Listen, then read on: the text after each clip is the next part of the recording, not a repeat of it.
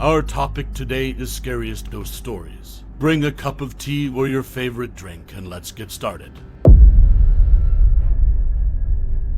I was camping with my husband and his family at a small, remote lake in New Mexico. There were about 10 people in our group and another group of 6 people in the next campsite. It was nighttime and both groups were doing typical activities, making s'mores, having a few drinks and telling stories, when we all heard what sounded like a little girl yelling out for help. Neither group had children with them, but we were all positive we were hearing a little girl, and decided to search the area we heard the noises from together. There was a field behind our campsites, and we all saw a very tall, pure white figure standing maybe 100 feet away from us in the field, making the noises. We all agreed this thing looked maybe 6 feet tall, skinny, and white as can be. We made our way closer to investigate, but whatever it was that we saw started backing off as we got closer, and it disappeared into the trees. All night we continued to hear a little girl calling for help as we tried to sleep.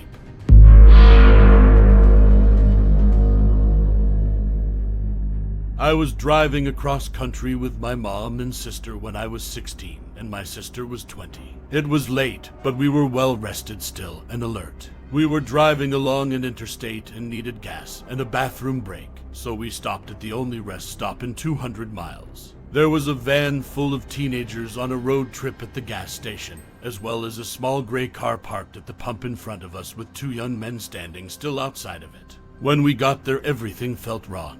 We'd been on the road for days and seen many rest stops at night and had never been afraid until then. My mom and sister went inside and I stayed in the car. I heard the teenagers say they were creeped out and couldn't get the pump to work, and they left in a hurry. I was watching the car in front of us, and the 2 men had not moved at all. Not an inch. They weren't talking. They weren't on phones. They were just standing there, still as stone.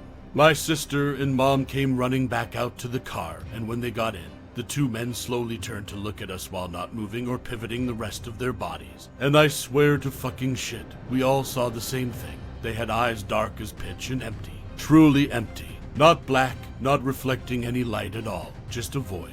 We sped out of there and didn't stop until we were in the next city. The worst thing about the entire experience, we couldn't find the place on any map.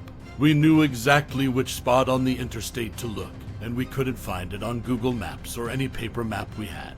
We even asked locals about the creepy gas station out on that stretch of road and got only confused looks. We've traveled on that interstate since, and there is no rest stop.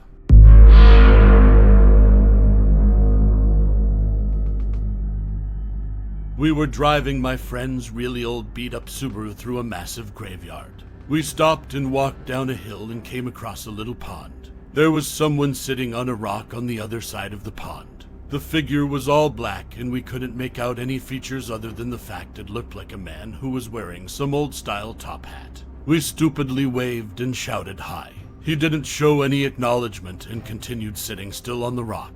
All of a sudden, he jumped to his feet, started running to us on the water, and then vanished in thin water about halfway on the pond. My friends and I screamed and ran back to the car. The car wouldn't start, and we heard something banging on the back of the car. It wasn't a constant bang, but every few seconds or so we'd hear it. Nobody was outside from what we could see in the dark, but something was making a noise on the car.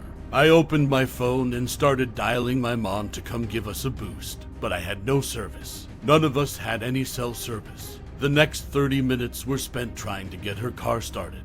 No banging was heard afterwards, but we felt this heavy pressure around us. Finally, the car started and she hit the pedal to the metal.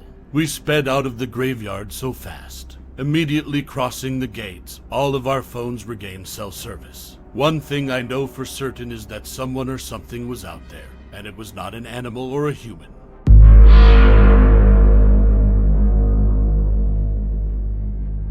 The end. Thanks for watching. Don't forget to subscribe.